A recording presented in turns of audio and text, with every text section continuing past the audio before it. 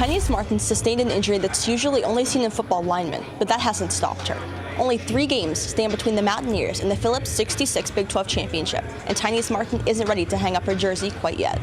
With 12 associated tailgating lots, WVU pregame allows fans more time for grilling and more time to play games of cornhole. Moore's offensive lines have been ranked 6th in the nation in efficiency, but they're not set in stone at WVU. In 1970, when the Coliseum first opened, it only housed WVU's men's basketball team. Then, in 1973, WVU also added women's basketball, gymnastics, and volleyball. The Johnny Unitas Award, the Maxwell Award, a Heisman contender, and QB1, it's Will Greer. There's very little that Morgantown residents love as much as Fall Saturdays. Coming up on WVU News, I'm Julia Mellett, and I'll tell you how some Mountaineers have made tailgating their way of life. 2019 welcomed multiple changes to the Mountaineer football program, including a new coaching staff, a new Mountaineer, the renewal of the spring game, and a new jersey rotation. As a freshman, Tynese Martin garnered Big 12 Freshman of the Year honors. Her sophomore year, she was a co-captain and was on the AP and WBCA All-America Honorable Mention list. Her junior year, though, she didn't register a single statistic. Flashback to Colorado Springs in 2017. It's a new era for the Mountaineer football team. I'm Julia Mellett, and coming up next on Mountaineer Playbook, I'll take you down to the sidelines of the spring game. In 1972, legislation passed that would forever affect women in the workplace and in athletics. I'm Julia Mellett. Coming up on WVU News, I'll tell you how that affected WVU sport. Straight ahead on Mountaineer Playbook, I'm Julia Mellett, and I'll take you between the lines and behind the scenes of Neil Brown's offense. Let's go Mountaineers! Every home football Saturday, the parking lot of Ruby Memorial Hospital is cleared. Gold and blue fills the streets, and grills fire up as early as 7 a.m. We leave Pittsburgh about 5:30, and we're in line with the rest of the tailgate hardcore people that want to get their spot marked out. Rackley's tailgate has even garnered social media attention. Christmas music plays and bubbles rain down like snow. But not everyone tailgates the same way. For the Farleys, tailgating is about being around family and friends. All of our children are alumni of West Virginia University. We are both alumni of West Virginia University, so it's a great chance to come back and celebrate on weekends together. The Farleys host themed days with the other cars in their tailgate. For locals, WVU tailgating has spanned lifetimes. I mean, we've had playpens, we've had toys, we've had, then they went through cornhole, so it changes, and now, of course, they bring kind of their college-age friends. All across town, people are grilling and playing party games. With 12 associated tailgating lots, WVU pregame allows fans more time for grilling and more time to play games of cornhole. For the Mountaineer Maniacs, tailgating is not to be taken lightly. So actually my freshman year, I actually had to get a hotel the night before a game to stay in town because the dorm's closed. Although traditions vary, 2 things are constant. Always pepperoni rolls. We love our Mountaineers, not just football, but basketball too. And where else you're going to get a beer at 8 o'clock in the morning and nobody cares? Some WVU tailgaters even have 4 legs, but everyone dons the gold and blue.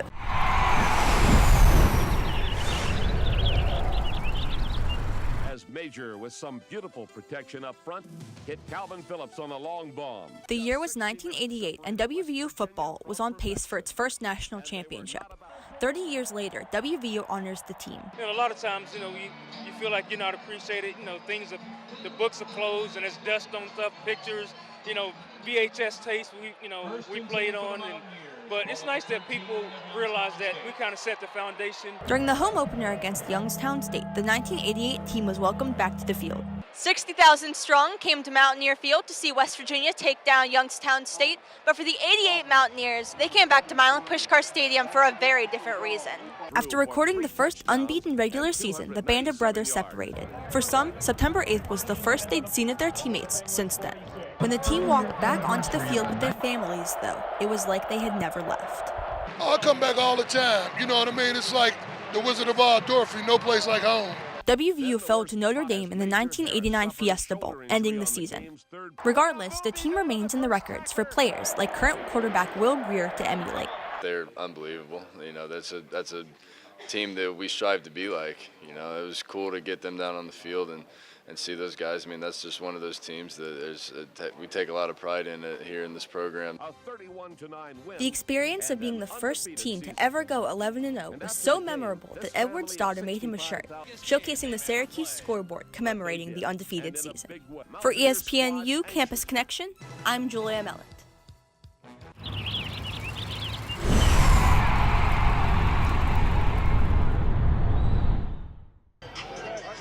The Mountaineer faithful got their first look at the new era when WVU football renewed its spring game. After having to cancel the 2018 game due to inclement weather, the team under Neil Brown was itching to get out and scrimmage. Coach Brown does a phenomenal job in practice and just, throughout the facilities in general. He does a great job on keeping us on our toes, whether, it's on the field, off the field. So ultimately, I've watched these guys battle through adversity, for 14 straight practices. So again, they just stepped into the plate just like they always do. So I'm really proud of these guys. The differences from last season's culture were evident, but one thing that hadn't changed since 1980 was the Flying WV.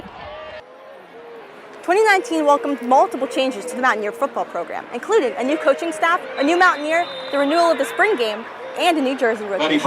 At halftime of the game, new uniforms were introduced, modeled by some familiar current and former Mountaineers. The grays hadn't been worn since 2012, and the uniforms were created by Nike through a lengthy design process. The Flying WV is our identity. That's our primary identity, and we wanted to protect that and to only enhance that. So that was, I think, part of when you talk about the back and forth, that was the message that we started with, and I think Paul and the entire gig team really delivered on that part of it. Breaking down the game, the defensive line had a tremendous showing. On offense, the quarterbacks left some to be desired after running primarily screens and short yardage plays. I'm not saying we struggled, but there's ups and downs just through putting a whole new offense in and just being on the same page with the receivers, route running, offensive line blocking, quarterbacks making throws, making the right reads, making the right protection calls. But we just got to really come together this fall. Kendall lauded the plays of the running backs as stealing the show. I mean, I got high expectations for everybody on the team. I kind of expected everybody to play the way they did. With this group, we compete, so anything less than what we produced today would be a surprise. WVU football will return to Milan Puskar Stadium on August 31st against James Madison. For Mountaineer Playbook, I'm Julia Mellett. Daniel Holgerson knew that he had a winning combination with quarterback Will Greer and receiver David Sills. What he lacked was a core offense with a combination of experience and depth. Coming into 2018, the coaching staff made changes. After finishing the 2017 season 7-6, Holgerson and offensive coordinator Jix Babital reevaluated the offensive presence, factoring in the work that freshmen like Letty Brown and sophomores like Tevin Bush had done in the preseason. Now, the offense is outscoring opponents by more than 2 touchdowns a game. And who's leading the charge?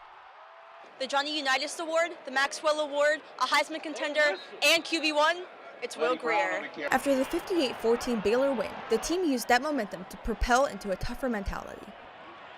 It's what our team needed. So they're in a really good spot right now, and it's gonna give us some momentum for what we know is gonna be a tough November. But it's the Big 12. Everybody else got a tough November too.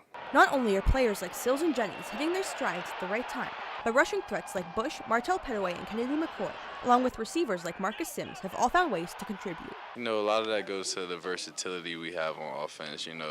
We got backs that can do it all, and then we got obviously some good receivers out there, and then we got a good quarterback. So it's hard for the defense to focus on just the run game because we have so many good receivers, or it's hard for the defense to focus on just the passing game when we have so many good running backs too. The Mountaineers have scored on 55 of 106 drives this season for 46 touchdowns. Sills and Jennings also lead Power 5 conferences in combined receiving touchdowns. Sports are best when everyone is involved, and the WVU women's basketball team is leading the way in bringing people together. It takes coaches many years to craft a resume that includes 100 wins, but an elite group of coaches here at WVU have excelled far beyond that accomplishment. Have you ever wanted to visit Bryant-Denny Stadium but really didn't have an excuse? Well, now you do. The athletic department made a historic announcement last week. The Mountaineers have a home-and-home series on the schedule with the Alabama Crimson Tide. They'll play in Morgantown in 2026, and WVU travels to Tuscaloosa in 2027. WVU has never played in Tuscaloosa, and the two teams have played only once before. Alabama won by only 10 points in 2014. The WVU rifle team hosted the NCAA National Championships this past weekend at the WVU Coliseum, a first for any WVU athletics team. And here's a fun fact. TailgateMaster.com recently ranked the 50 best college tailgates in the country, and WVU made the list, coming in at number 24. Bree, Shelby, back to you. Even though the educational amendments of 1972 never explicitly stated sports as a beneficiary, many emerging Title IX claims are related to equality on the playing field. Heisman contender quarterback Will Greer has an offense that ranks high in the Big 12 and is a major factor in the team's successful season.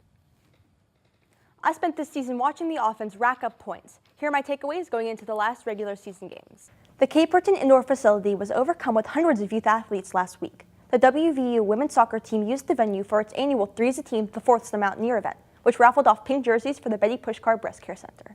Still to come, the women's soccer team held a tournament for a good cause. We'll tell you why it was bigger than soccer.